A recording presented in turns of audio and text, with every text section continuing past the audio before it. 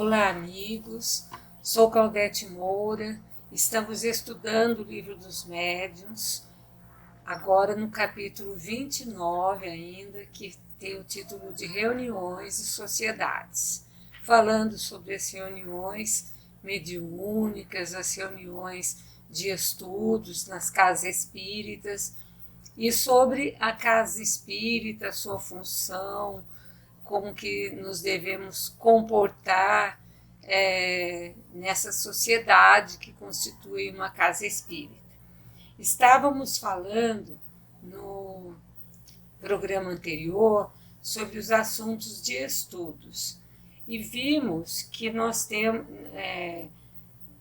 quando Kardec fazia suas reuniões, ele tinha um método que ele lia as comunicações espíritas das sessões da sessão anterior, né, que já tinham sido passadas a limpo, porque a gente sabe que quando o médium psicografa, às vezes ele faz uma letra meio que incompreensível, que às vezes só ele, ou nem ele às vezes consegue decifrar, então lia-se essas comunicações que tinham sido feitas, e eles falavam de assuntos diversos, porque naquele tempo, como eles estavam iniciando, eles tinham uma correspondência muito grande, eles tinham relatos que as pessoas mandavam para eles a respeito de fatos espíritas, então eles faziam tudo isso, e nas matérias que eles iam estudar,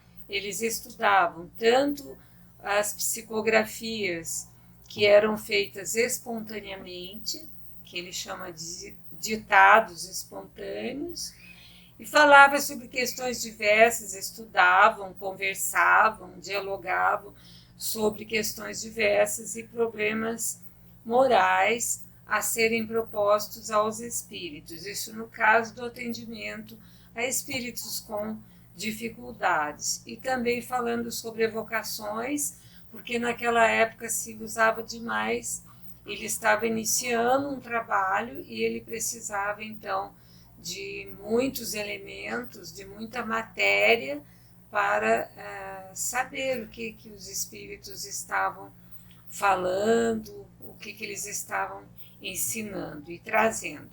E também eles faziam uma análise crítica e analítica das diferentes comunicações. Isso a gente deve fazer até hoje.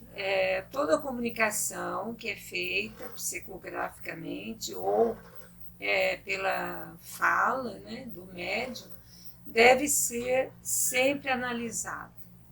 E Kardec fala exame crítico e discussão sobre os diversos problemas da ciência espírita. Porque às vezes vem uma comunicação e não tem nada a ver com esse problema do espiritismo, com ciência, com filosofia, trazendo um fato espírita. Então, é muito cuidado.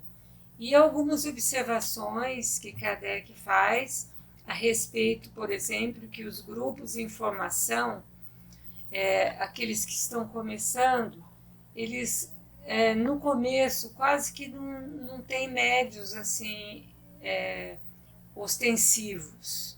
E daí ficam embaraçados, ficam preocupados, e ele fala que os médios são elementos essenciais das reuniões espíritas, mas não propriamente indispensável.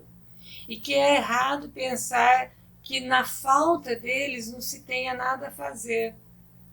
Então, na falta de médios ostensivos, tem estudo, tem conversa, tem troca de ideias a respeito da doutrina, tem muita coisa. Agora, nas reuniões de experimentação, eles são necessários, porque os espíritos vão trazer, e tem que ser através de um médium, né?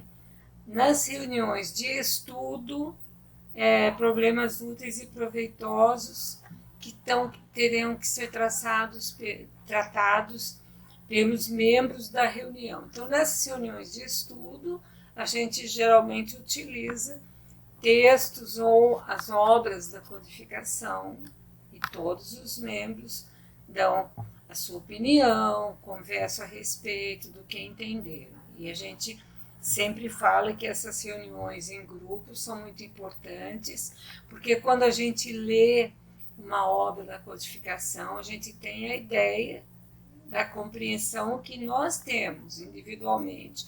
Quando estamos num grupo, um fala da sua ideia, o outro fala do seu entendimento, e daí vai se formando um entendimento geral sobre tudo isso. Então é muito importante, né? Às vezes podem faltar médiuns nas reuniões, né? E por que acontece isso? As reuniões que já estão em andamento? Porque às vezes podem os espíritos não se comunicarem para se aprender a passar sem eles, para que o grupo possa meditar sobre todos os ensinamentos já recebidos. E essa história da gente depender muito dos espíritos é perigoso, porque acaba-se não tendo iniciativa. E tem muita coisa que depende de nós mesmos, dos encarnados, tomarmos iniciativas. Então, a gente vê relatos de médiuns que sempre ficaram presos àquele espírito que eles chamam de seu guia, e às vezes, se faltar esse espírito, ele não consegue nada, ou ele então não faz mais nada sem a ajuda daquele espírito. Às vezes até para coisas materiais, para coisas da sua vida pessoal. Isso não é correto, que os espíritos não estão lá para isso, eles estão para nos orientar, mas cabe a nós a função de nos melhorarmos, de fazermos as coisas acontecerem da menor forma possível. Também nessas reuniões a gente deve aproveitar para ler e comentar tudo que se possa ter relação com o espiritismo, a favor ou contra. Eu acho muito interessante que Kardec dizia que a gente precisava também saber a opinião dos que eram contra. Por quê? Para a gente poder, dentro da filosofia da ciência espírita, combater essas ideias contrárias. Então a gente deve ler e comentar tudo, porque daí vão sair aqueles esclarecimentos que poderiam passar desapercebidos quando nós lemos individualmente. Em grupo é muito mais fácil, como nós já falamos, do entendimento, porque tem várias pessoas com entendimentos diferentes, uns mais avançados que outros, daí acabam contribuindo para uma ideia geral. Então, se nós aproveitamos esse tempo, que estamos sem médios ostensivos para fazer tudo isso, nós não estamos perdendo tempo com a comunicação direta com os espíritos. Então, às vezes, os próprios espíritos se retiram para nos dar essa oportunidade de estarmos, então, tomando as nossas iniciativas, tirando as nossas conclusões. É muito importante tudo isso. Bom, vamos passar agora a falar sobre a rivalidade entre as sociedades, que é o último item desse capítulo 29. Kardec fala que reuniões de estudos e reuniões de manifestação, cada qual tem a sua missão. Então a gente não pode olhar uma a outra com rivalidade, de maneira nenhuma. Então, o que são reuniões de estudos? São aquelas reuniões onde tem comunicações inteligentes e onde nós estudamos nas obras básicas e aproveitamos essas comunicações para o nosso esclarecimento. O que são reuniões de manifestações? São reuniões de manifestações físicas. Por que ele fala dessas duas reuniões? Porque no seu tempo, quando começou a codificação, que ele começou na observação, ele começou por essas reuniões de manifestação. Depois que passou-se a psicografia. Então ele fala que cada uma tem a sua missão. Essas reuniões de manifestação têm a missão de chamar a atenção que existe aí algo fora do comum, que os próprios espíritos falaram, se denominaram espíritos, para Kardec. Mas, e as de estudo são as comunicações que eles dão, as mensagens que eles vêm nos trazer, as instruções. Então, não tem que olhar com rivalidade. Ele está falando mais para aquela época, porque hoje quase nós não temos reuniões de manifestações físicas. É muito difícil de acontecer mesmo porque não há mais a necessidade. Nós já sabemos da existência dos espíritos e agora nós utilizamos muito mais as comunicações inteligentes para nos instruirmos a respeito da doutrina. E Kardec fala que quem tiver essa rivalidade, quem assim o fizer, já demonstra que não está dominado por boas influências. Está dominado por más influências, porque duvidar de uma coisa que está acontecendo ali, né, e que trazem os fatos espíritas à tona, os fenômenos, ou então as comunicações inteligentes, né?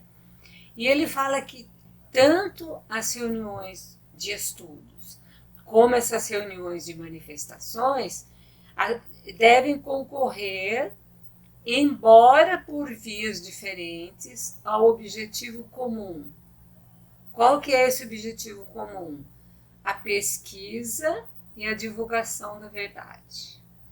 Então, tanto as reuniões de manifestações físicas da época traziam o quê? Os fatos, os fenômenos, que existia algo além daqueles barulhos, daquelas pancadas, quando se conseguiu a comunicação com aqueles espíritos que estavam promovendo aqueles fenômenos, concluiu-se então que ali existia algo a estudar.